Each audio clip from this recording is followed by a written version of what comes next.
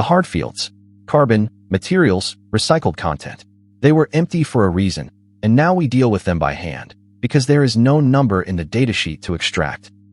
First, an honest distinction. The app holds this field. It does not substantiate the number. It gives the value a correct, standard home. Whether the value is right is decided by a document and an auditor, not by software. A carbon number never travels alone. Say your supplier's study reports 82 kilograms of CO2 equivalent per kilowatt hour the battery delivers over its service life. You enter that figure here only next to two things: its calculation method and that functional unit. For a battery, the method is the one Article 7 of the Battery Regulation requires, or a recognized product category rule or standard such as AAS 14067. One honest detail: the method you see here is a default, the template pre-filled, and you replace it with the standard your study actually used.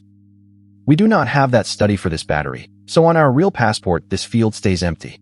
You are watching the shape of a correct entry, not a claim about this product. The carbon footprint submodel carries an explanatory statement, a reference to the EPD or study report, and you type that reference in by hand, right next to the number.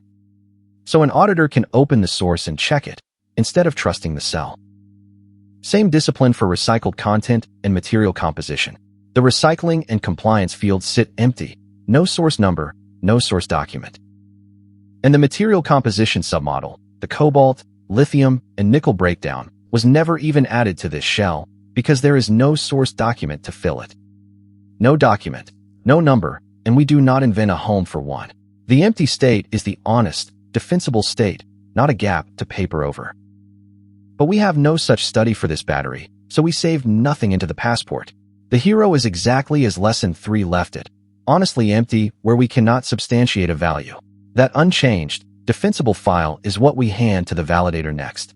We are not exporting a bigger passport, we are exporting an honest one.